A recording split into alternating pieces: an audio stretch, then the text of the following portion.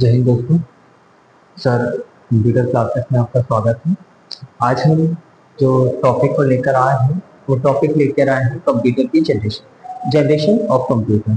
कौन सी जनरेशन किस सन में आई, किस सन में जनरेशन चेंज हुई, कौन सी जनरेशन में किस टेक्निक का उपयोग हुआ, किस काल से किस काल तक जनरेशन चली। उसी के साथ साथ हम देखेंगे कि जो जनरेशन चली हमारी, तो उस जनरेशन में कंप्यूटर ने अपने आप में क्या डेवलपमेंट किया।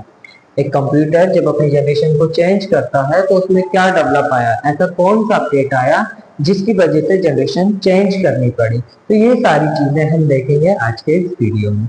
वीडियो के अंत तक बने रहें, चैनल को सब्सक्राइब कर लें, वीडियो को लाइक करें, बेल आइकन दबाना ना भूलें ताकि जब भी हमारी नेक्स्ट वीडियो आए तो वो आपको डायरेक्ट मिल जाए। आज हम देखेंगे सबसे पहले सीरियल नंबर, जनरेशन या पीढ़ी बोल सकते हैं हिंदी में, काल या फिर टाइम या फिर अपन टेक्निक और टेक्नोलॉजी। तो ये सारी चीजों पे आज हम बात करने वाले हैं।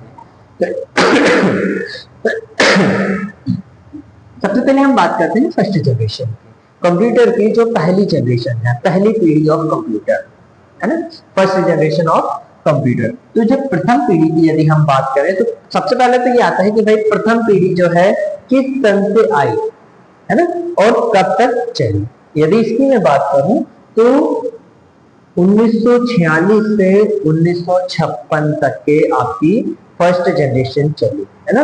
अब 1946 से 1956 तक, मतलब कि जो फर्स्ट जनरेशन है वो लगभग 10 साल चली है ना। कितना गैप है?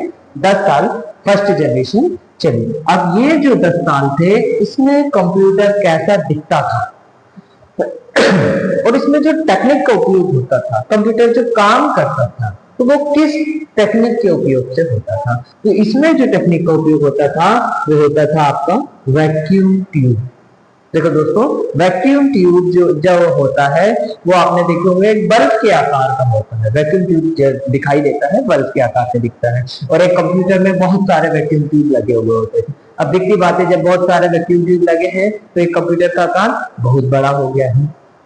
इसलिए हम कहते थे कि जो फर्स्ट जनरेशन का कंप्यूटर था उसका आकार एक कमरे के बराबर का हुआ करता था। अब जब बहुत सारे वैक्यूम ट्यूब का उपयोग होता था तो उसमें क्या होता था कि एक कमरे के आकार का बन गया था कंप्यूटर। अच्छा, ये वैक्यूम ट्यूब जो रहते थे बल्ब के आकार का, मैंने आपको बताया जैसे आपके गाँव में आपने देखे होंगे या शहरों में भी चल रहे हैं 100 वाट के जो बल्ब चल रहे हैं। क्या होता है, एक टाइम बाद गर्म होता है और खराब हो जाता है।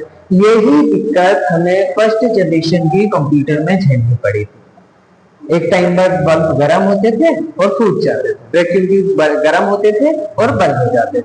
तो उससे बहुत ज्यादा दिक्कत जाती थी कंप्यूटर को ऑपरेट करने में है ना, ऑपरेटिंग करने में।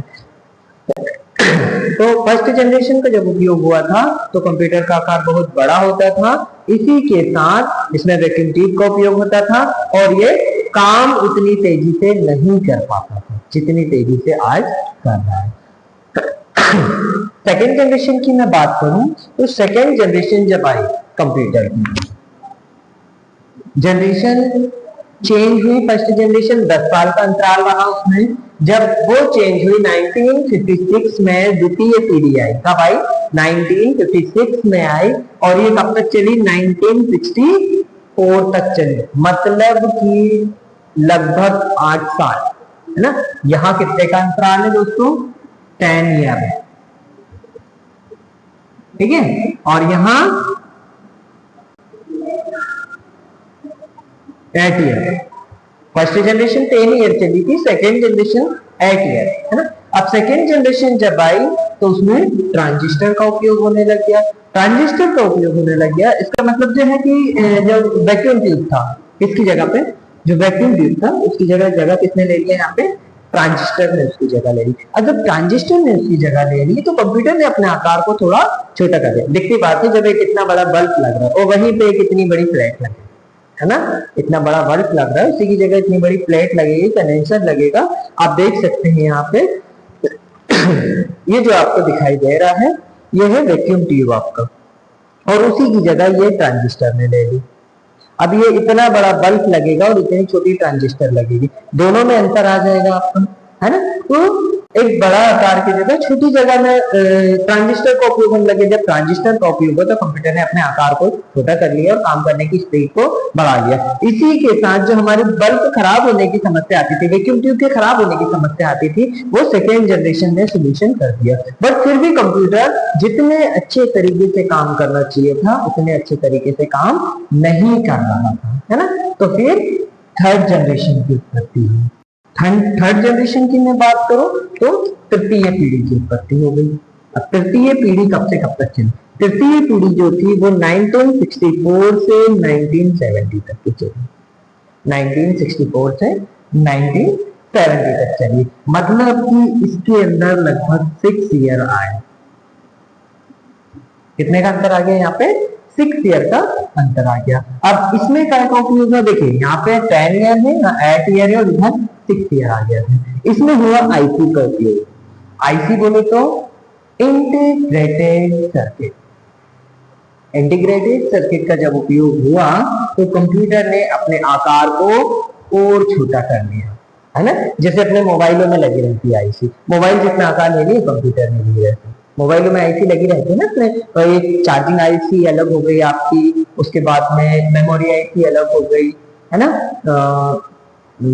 ऑपरेटिंग आईसी अलग हो गई, बहुत सारे प्रकार की आईसी मोबाइल में लगती है।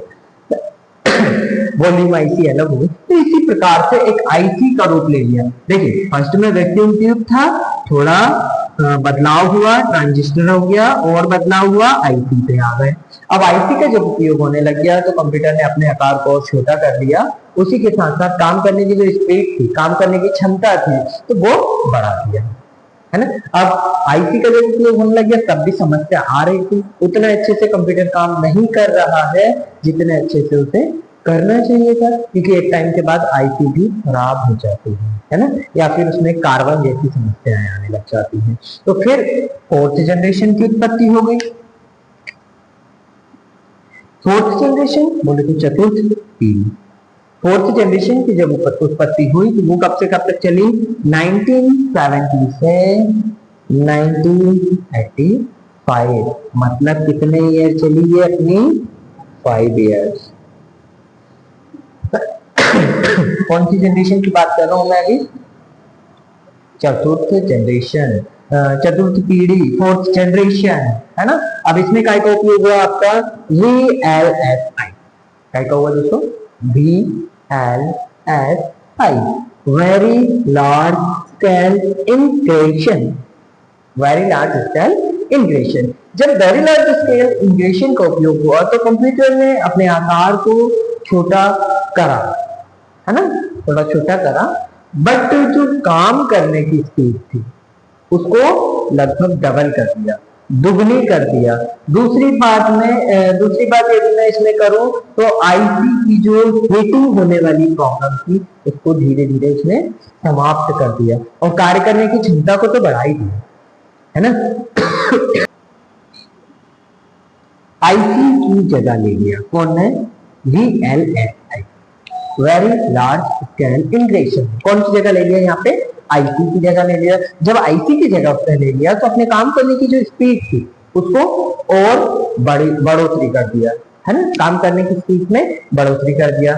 मोबाइल जो अपना आईसी जो अपनी हीटिंग वाली प्रॉब्लम हमें दे रही थी वो सारी प्रॉब्लम का सोल्यूशन कोने निकाल दिया हमारा VLSI, very large scale integration ने निकाल लिया। अब तब भी संतुष्टि नहीं मिली, है ना, जब भी संतुष्ट नहीं थे उस कंप्यूटर से। कब? फोर्थ जनरेशन के कंप्यूटर से संतुष्ट नहीं थे, वो इतने अच्छे तरीके से काम नहीं कर रहा था जितना अच्छा काम हम उससे करवाना चाह रहे थे, है ना। तो उसके लिए फिर क्या हुआ कि धीरे से फिफ्थ जनरेशन की उत्पत्ति कर दी। फिफ्थ जनरेशन बोले तो पांचवी पीढ़ी। पांचवी पीढ़ी जो है हमारी 1985 से आज तक चल रही है। कब तक चल रही है? आज तक चल रही है। कौन सी जनरेशन? Fifth generation. अब फिफ्थ जनरेशन में कौन सी टेक्निक का उपयोग हुआ, किस टेक्नोलॉजी का उपयोग हुआ, है ना, ये सारी चीजें हम देखेंगे।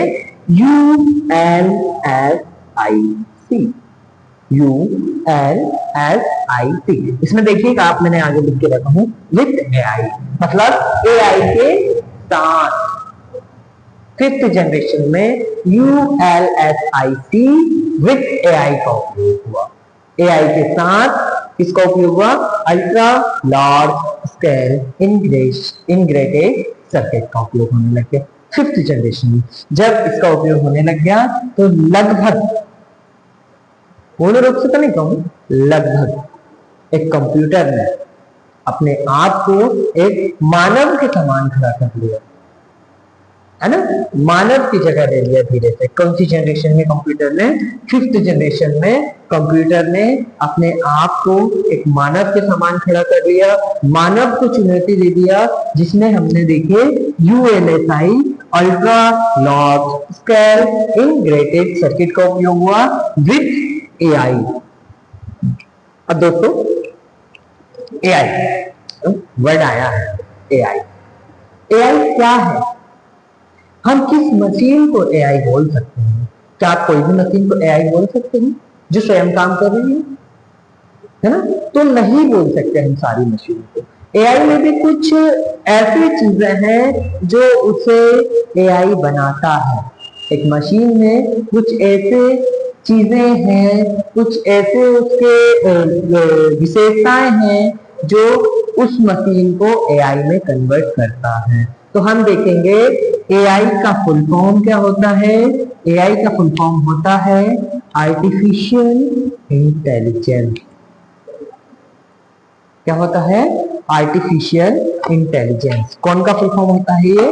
AI का। यदि हम हिंदी में बात करें तो कृत्रिम बुद्धिमान एक AI है ना, आर्टिफिशियल इंटेलिजेंस या कृत्रिम बुद्धिमान। अब कृत्रिम बुद्धिमान या AI कौन सी मशीन हो सकती है?